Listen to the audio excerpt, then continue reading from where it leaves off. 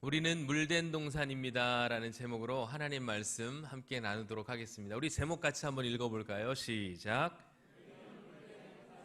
우리 서로를 바라보시면서 옆분들, 좌우 앞뒤분들과 우리는 물된 동산입니다.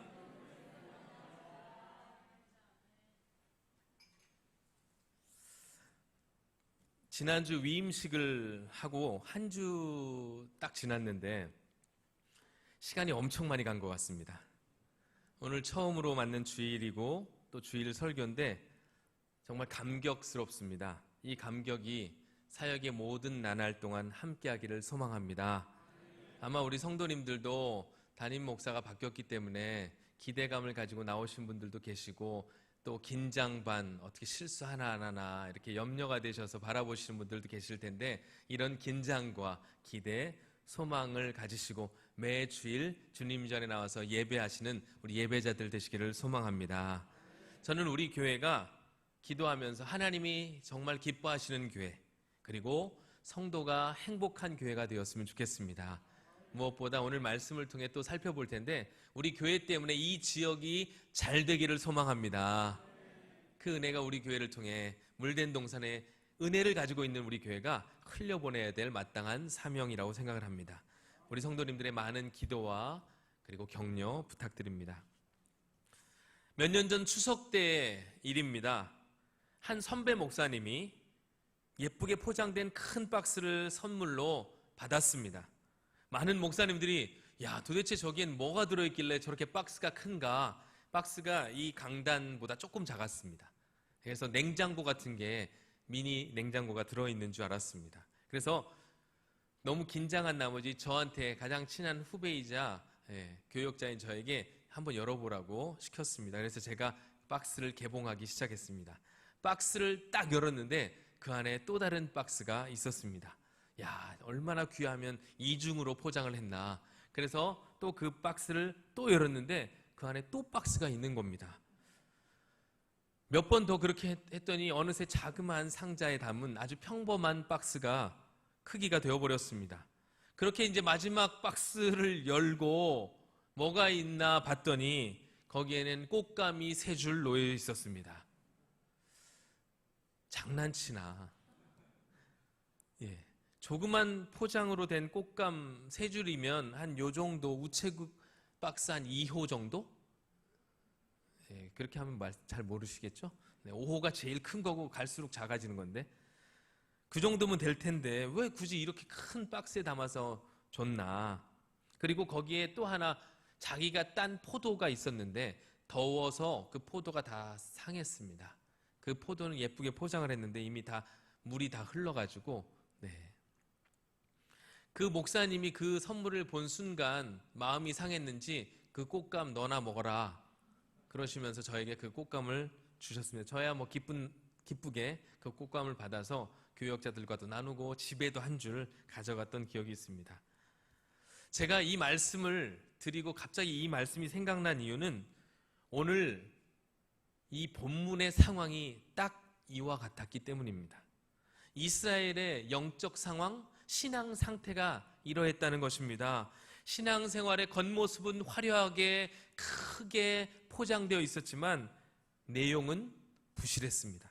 한마디로 종교적 형식은 대단했지만 하나님을 향한 진정한 사랑이 그 안에 담겨져 있지 않았습니다. 그 대표적인 예로 오늘 다 읽진 않았지만 58장 앞부분에 나오는 금식에 관한 이야기가 나오고 있습니다. 혹 여러분 중에 금식 기도를 해보신 분이 계실 줄 압니다.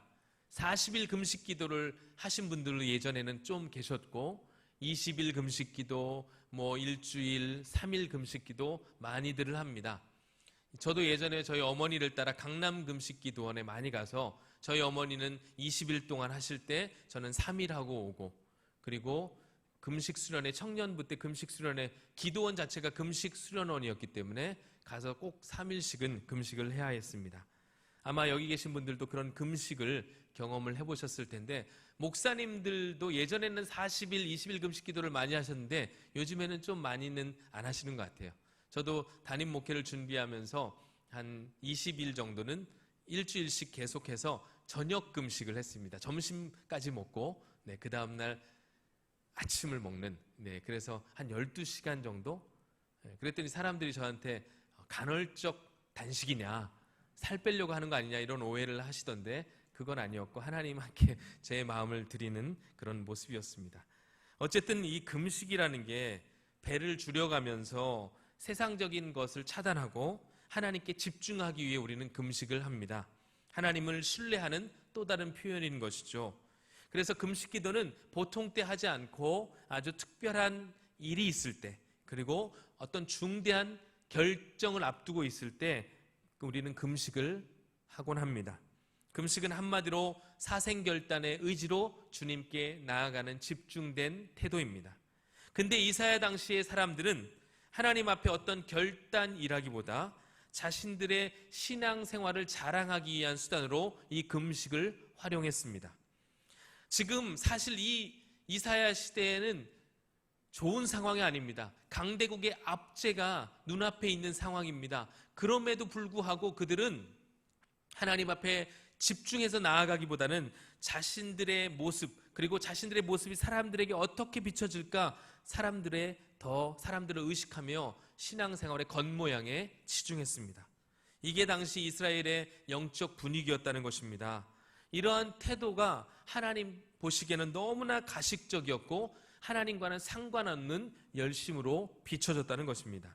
2절에 보면 우리가 읽지는 않았지만 이러한 표현이 있습니다. 그들이 의로운 판단을 내게 구하며.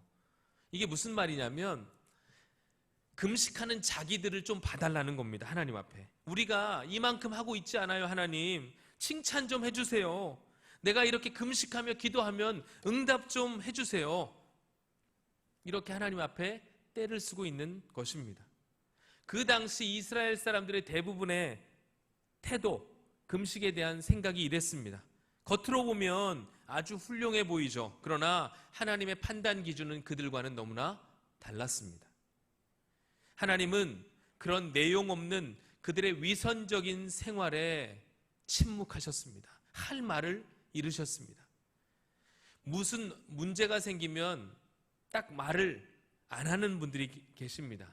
저도 그런 스타일인데 저희 부부끼리 이야기를 하다가 제가 불리할 것 같다 또는 뭐 말을 해도 잘 안 될 것 같다 하면 그때부터 이제 침묵으로 일관을 합니다. 그리고 시간이 지나면 이제 다시 부드럽게 대화가 되는 경우들이 있는데 뭐 그게 다 좋다는 건 아니지만 제 스타일이 그렇다는 겁니다. 여러분들 중에도 대화를 스톱하시는 분들도 계실 텐데 마찬가지로 이스라엘도 자기들은 나름대로 열심히 신앙생활하고 하나님 앞에 보이기 위해서 열심으로 노력하는데 하나님이 침묵하시는 것이 그들이 생각하기에 너무 이상하고 답답했습니다. 그래서 3절에 이렇게 말하고 있습니다. 우리 3절 말씀 같이 함께 읽겠습니다. 시작. 우리가 금식하되 어찌하여 주께서 보지 아니하시오며 우리가 마음을 괴롭게 하되 어찌하여 주께서 알아주지 아니하시나이까. 보라 너희가 금식하는 날에 오락을 구하며 온갖 일을 시키는도다. 뒤에는 읽진 않았는데 자, 한마디로 하나님 우리가 이렇게 열심히 하는데 왜 응답하지 않으십니까? 왜 우리에게 말씀 한마디 주지 않으십니까? 이렇게 항변하는 것입니다. 하나님이 도대체 어떤 마음을 가지고 계시는지 그들이 알지 못했다는 거예요. 그들의 신앙은 이처럼 점점 타성에 젖었고 형식화되었습니다. 그러자 참고 참던 하나님께서 말씀하십니다. 3절 후반절부터 4절 말씀 우리 화면에 나오는데 화면 보고 읽겠습니다. 시작. 너희가 금식하는 날에 오락을 구하며 온갖 일을 시키는도다. 보라 너희가 금식하면서 논쟁하며 다투며 악한 주먹으로 치는도다. 너희가 오늘 금식하는 것은 너희의 목소리를 상달하게 하려는 것이 아니니라. 아멘. 한마디로 너희가 금식한다고 해놓고 뭘 했냐? 오락을 구했다. 금식이 뭔데? 그리고 종에게 오히려 더 많은 일을 시켰다. 예배 한 번 드리고 결국 니들 멋대로 하지 않았느냐? 한마디로 신앙생활 니들 멋대로 해놓고 금식으로 나를 압박하는 것이냐? 하나님께서 이렇게 다시 되묻고 계신 것입니다. 그들의 금식에 대한 올바른 신앙 태도가 아니라는 것을 의미하는 것이죠. 그리고 나서 하나님께서 그들을 그럼에도 사랑하셔서 다시 한번 참된 말씀, 올바른 금식에 지침을 주십니다. 하나님이 우리가 기도할 때 때로는 응답하지 않으시고 내가 원하는 기도의 제목을 응답하지 않으시고 다른 말씀을 주시더라도 그 말씀은 우리를 사랑하시기에 주시는 하나님의 말씀을 믿고 끝까지 구하시는 여러분들 되시길 바랍니다. 사랑하시는 자에게 하나님은 말씀하시는 거더라고요. 사랑하지 않으시면 하나님은 방치하십니다. 그래서 오늘 말씀하시는 거예요. 6절과 7절 말씀 같이 한번 화면을 보시고 읽겠습니다. 시작. 내가 기뻐하는 금식은 흉악의 결박을 풀어주며 멍에의 줄을 끌어주며 압제에 당하는 자를 자유하게 하며 모든 멍에를 꺾는 것이 아니겠느냐. 또 줄인 자에게 내 양식을 나누어 주며 유리하는 빈민을 집에 들이며 헐벗은 자를 보면 입히며 또 내 고륙을 피하여 스스로 숨지 아니하는 것이 아니겠느냐. 아멘. 하나님이 기뻐하시는 금식은 그냥 단순히 며칠 굶고 몇 번 기도하고 몇 시간 기도하는 그런 금식과 기도의 형식이 아니었다는 것입니다. 바로 금식이 담고 있는 그 진정성을 주님은 원하셨다는 거예요. 그러니까 진짜 금식을 통해 하나님의 뜻을 발견하라 말씀하십니다. 그럼 그 첫 번째가 무엇인가? 바로 이것입니다. 한번 같이 제목 읽어볼까요? 시작. 교회와 성도는 참다운 이웃사랑을 실천하는 자로 살아야 한다는 것입니다. 아멘. 너희가 기도의 제목을 가지고 나에게 나오기 전에 금식을 하기 앞서 이웃을 사랑하라는 그 말을 실천하기를 바란다. 우리 하나님의 마음입니다. 실제로 기독교 역사를 보면 기독교가 들어간 곳에 노예가 해방이 되고 자유가 선포되는 모습을 많이 보게 됩니다. 천대받고 억압받던 여자들이 해방을 하고 아이들이 자유를 누리게 됩니다. 이게 기독교입니다. 교회 때문에 나라가 잘 되고 그 지역이 잘 되더라는 것입니다. 이게 믿음의 힘이요 신앙의 본질입니다. 진짜 기독교는 나만 우리만 잘 되는 것을 구하지 않습니다. 진짜 예수를 잘 믿으면 그 예수 잘 믿는 우리 때문에 우리 지역의 사람들이 구원받지 못한 사람들이 구원을 받고 소외된 자들이 은혜를 경험하게 되는 것입니다. 하나님이 원하시는 것은 바로 이러한 모습이라는 거죠. 교회가 성도가 세상 속에 있는 이유를 알아야 한다는 것입니다. 절처럼 다른 종교단체처럼 어디 멀리 떨어져서 외딴 곳에 외진 곳에 그 시설이 있지 않고 도심 한복판에 사람들 사는 한 공간 복판에 교회가 존재하는 것은 그 교회가 그 지역을 섬기라는 하나님의 또 다른 사인인 것입니다. 하나님의 영광을 위해 이웃의 행복을 위해 존재하는 교회가 될 때 하나님은 이 은혜를 우리에게 부어주신다는 것입니다. 우리 교회가 우리 성도님들 모두가 이런 성도님 우리 교회 되기를 소망합니다. 우리 교회가 이 지역에 존재하는 이유도 마찬가지죠. 하나님께서 이 지역을 구원하라는 뜻과 함께 섬기라고 세우신 것입니다. 지금 여러분이 사시는 곳도 마찬가지입니다. 이곳에 사시다가 조금 멀리 이사간 분들도 계시고 조금 멀리 떨어져 원래 사시던 분들도 계신데 집값 때문에 가지고 있는 돈 때문에 그곳으로 가신 게 아니라는 거예요. 거기에는 하나님의 선하신 계획과 뜻이 있는 줄 믿습니다. 그 뜻을 외면한 채 나만 우리 가족만을 위해 기도하거나 금식하지 말고 우리 때문에 어떻게 하면 우리 이웃이 복을 받을지 생각하며 신앙생활 하라는 것입니다. 한 사람만 그런 거룩한 뜻을 가져도 세상이 바뀌어지는 줄 믿습니다. 여러분 혹시 컴패션 아십니까? 서정인 목사님이 대표로 있는 컴패션. 이 컴패션 시작은 한 사람의 마음에서 비롯되었습니다. 1952년 겨울 미국인 에버렛 스완슨 목사님은 군인들에게 설교하기 위해 이 땅을 밟은 종군 목사였습니다. 그런데 그가 어느 날 차가운 새벽거리를 걷던 중에 길가에 널려진 쓰레기 더미를 군용 트럭으로 던지는 인부들을 보게 되었습니다. 그 쓰레기 더미가 너무 무거워 보여가지고 그 인부들을 도우려고 다가간 순간 그 목사님, 스완슨 목사님은 그것이 쓰레기가 아니라 밤새 혹독한 추위와 배고픔을 견디지 못해 얼어 죽은 어린이들 시신이라는 것을 알게 되었습니다. 큰 충격을 받았습니다.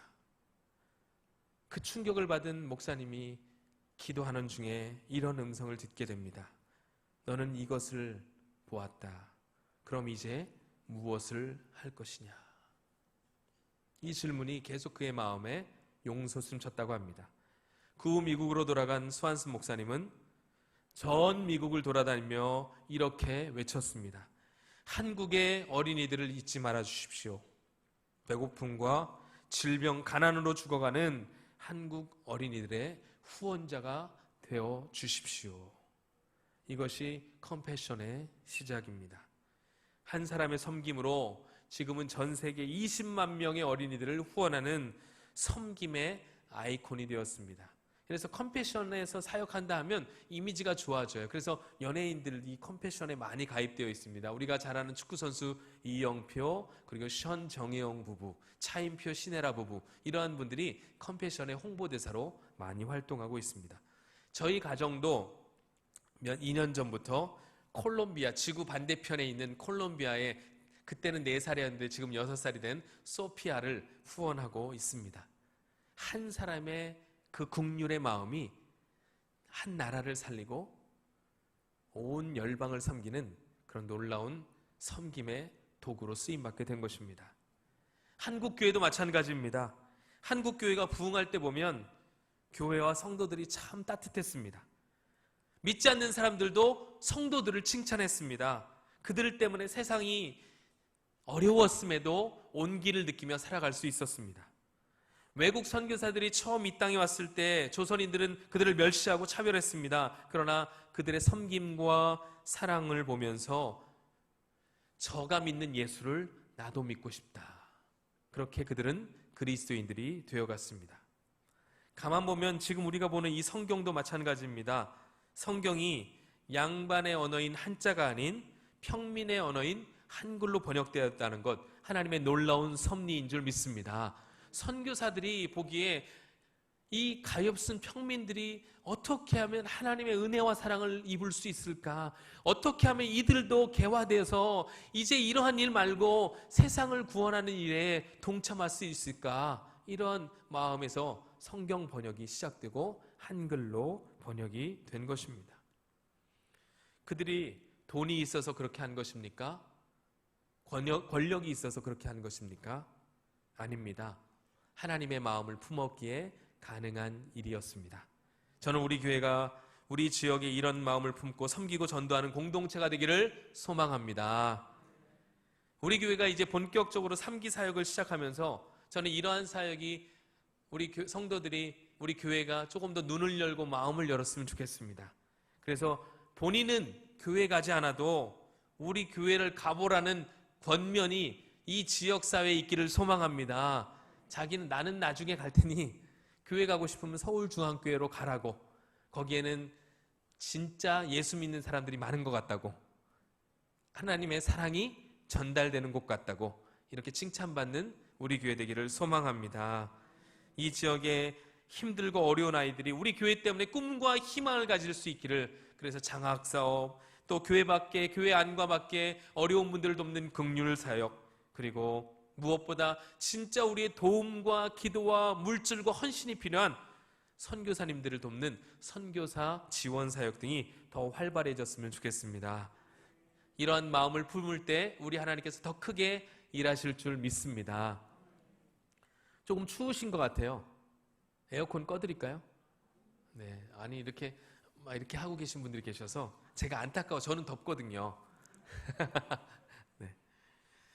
두 번째로 하나님이 우리에게 원하시는 것은 마음으로 위로하는 공동체가 되라는 것입니다. 우리 9절과 10절 화면을 보고 같이 읽겠습니다. 시작. 만일 내가 너희 중에서 멍에와 손가락질과 허망한 말을 제하여 버리고 줄인 자에게 내 심정이 동하며 괴로워하는 자의 심정을 만족하게 하면, 아멘. 요즘 우리 성도들 가운데도 다 말하지 못하는 어려움이 있는 분들이 계실 겁니다. 그런데 이럴 때 위로한답시고 그 아픔을 기도 제목 나눈다고 마구마구 동의 없이 알리는 분들, 그런 분들은 없겠지만 그렇게 하면 안 된다는 거죠. 또 말씀으로 권면한다면서 욥의 친구처럼 말씀을 빗대어 정죄해서도 안 됩니다. 제발 그렇게 하지 말라는 것이죠. 차라리 말하지 말고 그냥 들어주고 공감하라는 것입니다. 이게 진짜 하나님이 원하시는 금식의 태도라는 것이죠. 정말 신방이 필요한 성도가 있으면 신방을 하고 그들과 함께 울고 웃는 공동체 우리 성도들 되기를 소망합니다. 교회는 말꾼이 아닌 일꾼이 필요한 곳이라고 합니다. 제가 이전에 사역했던 교회 담임 목사님께 자주 들었던 말씀이에요. 교회는 말꾼이 아닌 일꾼이 필요한 것이다. 말을 앞세우기보다 마음을 읽고 사랑을 앞세우는 우리 교회 모든 성도님들 되셨으면 좋겠습니다. 성도와 교회를 일컬어 흔히 그리스도의 향기, 그리스도의 편지라고 합니다.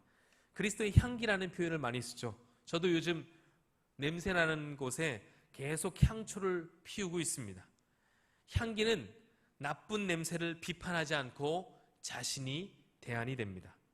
그런데 가만 보면 오늘날 그리스도인들 중에 너무 비판 정신이 강한 분들이 계신 것 같아요. 의사분이 왜 이렇게 환자가 많냐고 불평하는 것 보신 분 계십니까? 있다면 비정상일 것입니다. 환자 때문에 의사는 존재하는 것이죠. 마찬가지로 교회가 왜 존재합니까? 교회의 존재 이유가 무엇입니까? 교회는 세상에 비판하기 위해 존재하는 곳이 아닌 대안이 되기 위해 존재하는 곳인 줄 믿습니다. 바로 그 일 때문에 하나님께서 우리 교회를 이곳에 세워주신 것이죠. 그렇기에 한번 따라해 보겠습니다. 우리가 대안인 줄 믿습니다. 저와 여러분이 대안이고 우리 교회 공동체가 대안이 되어야 합니다. 지친 영혼, 상한 심령이 우리 교회만 오면 하나님의 사랑을 품은 우리 성도들 때문에 회복되고 일어나고 치유되고 세임 얻어야 할 줄 믿습니다. 바로 그 일 때문에 하나님은 많고 많은 교회 중에 우리 서울중앙교회를 동역자로, 하나님의 동역자로 세우신 것입니다. 우리 교회 모든 성도들 그런 마음으로 섬길 수 있는 담임 목사가 되기를 기도해 주시고 우리 장로님, 권사님들이 되시기를 힘써 기도해 주시기를 부탁합니다. 결국 이렇게 하나님의 마음을 품게 되면 하나님께서 먼저 하시고 하나님께서 새 일을 행하십니다. 은혜를 주십니다. 능력을 주신다는 것입니다. 그 하나님의 복과 은혜가 구체적으로 어떻게 임하는가, 바로 8절부터 쭉 이제 나오는데 세 가지로 말씀드리겠습니다. 8절 말씀 같이 읽겠습니다. 시작.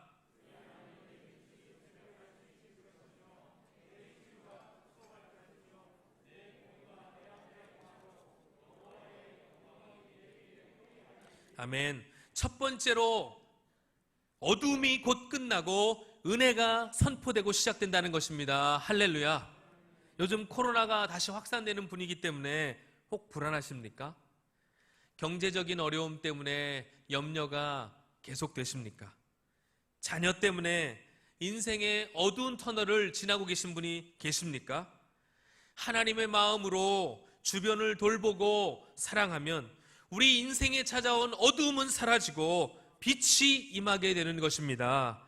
나도 모르는 사이에 하나님의 영광이 우리 가운데 충만해지면 그 모든 문제가 해소된다는 것입니다.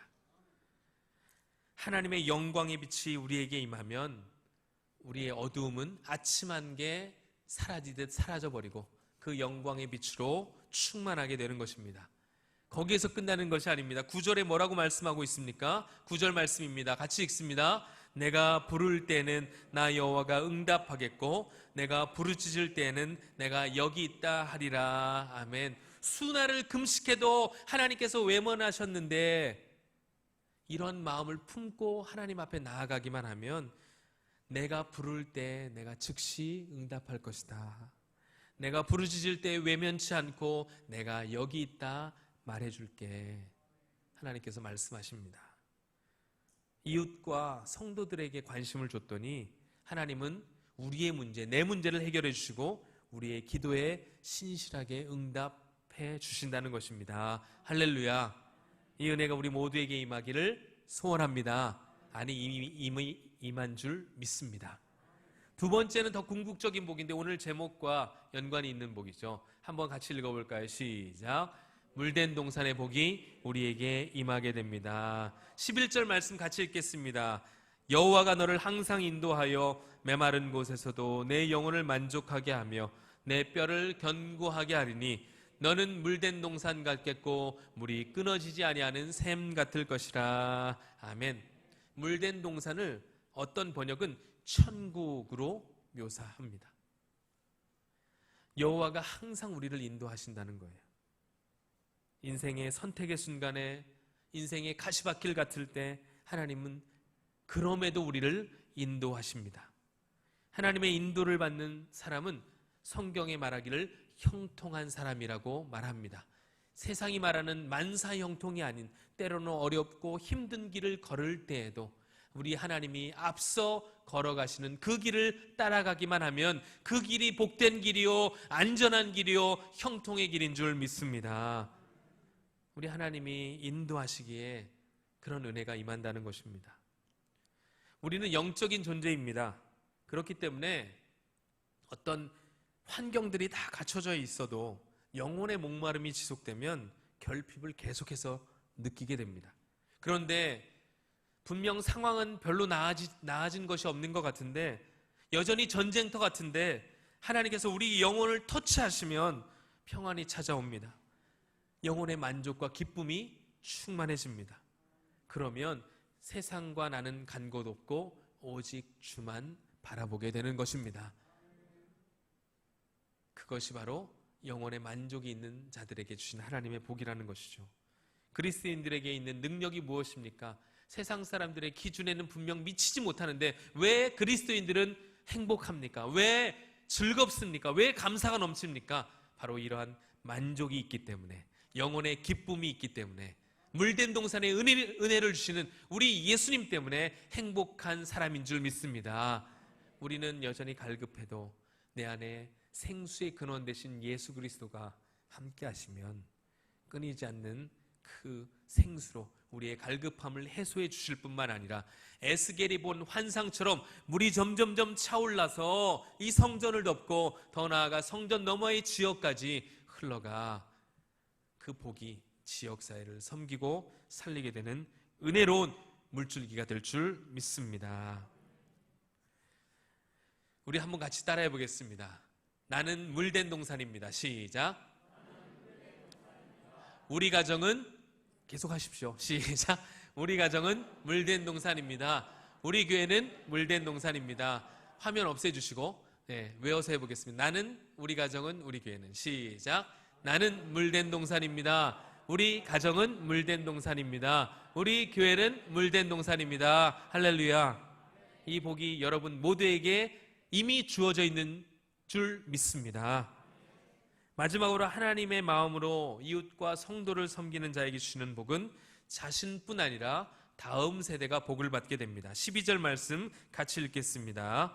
내게서 날 자들이 오래 황폐되니 곳들을 다시 세울 것이며 너는 역대 파괴된 기초를 쌓으리니 너를 일컬어 무너진 데를 보수하는 자라 할 것이며 길을 수축하여 거할 곳이 되게 하는 자라 하리라. 아멘.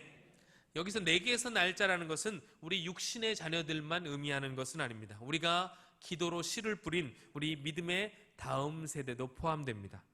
사실 가만 보면 우리도 이 복을 받은 자들입니다. 한국 기독교 역사를 가만 보면 하나님을 사랑하고 이웃을 내 몸처럼 사랑했던 믿음의 선조들로 인해 일제강점기 6.25 같은 참담함을 겪고 온 나라가 폐허가 되었지만 그 땅 가운데 복음이 뿌려지고 하나님의 사랑이 전파되어 다시금 이렇게 정말 잘 사는 대한민국이 된 줄 믿습니다. 우리 장로님께서도 기도하신 것처럼 그 터 위에 우리는 살아가고 있습니다. 그러니까 우리도 이미 복을 받은 것입니다. 그런데 하나님께서는 내 다음 세대에도 그런 복을 주시겠다는 거예요. 구체적으로 어떤 복입니까? 보수자로, 무너진 것을 수축하여 거할 곳이 되게 하는 보수자로, 보이지 않는 길을 제시하는 가이드로서의 그런 복을, 사명을 우리에게 주신 것입니다.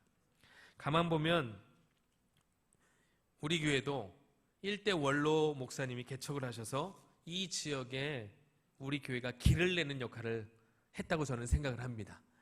그리고 이대 황대섭 은퇴 목사님을 통해서 어려웠던 우리 교회가 보수자로서의 사명을 감당하여 그 어려움을 딛고 일어나게 된 줄 믿습니다.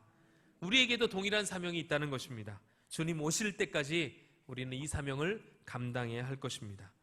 보수자로, 안내자로, 그래서 무너진 심령이 있다면 그들을 일으켜 세우는 사랑의 사람으로, 갈 길을 몰라 방황하는 자들이 있다면 그들에게 이곳에 구원이 있음을 가르쳐주는 가이드로, 안내자로 그 사명 감당하시는 저희 모두가 되시기를 바랍니다. 그리하여 주님 오시는 그날까지 계속해서 칭찬받는 교회, 향기 나는 교회, 우리의 다음 세대도 그 복이 계속해서 계승되는 복된 교회 되기를 소망합니다. 말씀을 정리합니다. 하나님이 진짜 원하시는 금식은 배를 줄이고 몇 번 금식하는 그런 횟수가 아닌 내가 가진 것을 진정 하나님의 마음으로 나누는 삶입니다. 이웃을 사랑하며 마음으로 위로하는 공동체가 됩시다. 그럴 때 어두움은 물러가고 빛이 임할 줄 믿습니다. 또한 마르지 않는 생수의 근원 되신 우리 주님께서 우리를 물된 동산의 복으로 인도해 주실 줄 믿습니다. 저는 우리 교회가 그런 가능성과 비전이 있는 교회인 줄 확신합니다. 우리 성도들 모두가 그 복을 받아 누리게 되시길 바랍니다. 우리 두 손은 아니고요, 한 손을 이렇게 드십시오. 네, 저기 구호를 같이 하겠습니다. 자, 하나님의 영광을 위하여, 시작. 하나님의 영광을 위하여, 이웃의 행복을 위하여, 다음 세대의 복을 위하여. 한 번 더 하겠습니다. 하나님의 영광을 위하여, 이웃의 행복을 위하여, 다음 세대의 복을 위하여. 사명 감당하는 우리 서울중앙교회 모든 주의 권속들과 우리 교회 되기를 주님의 이름으로 축복합니다.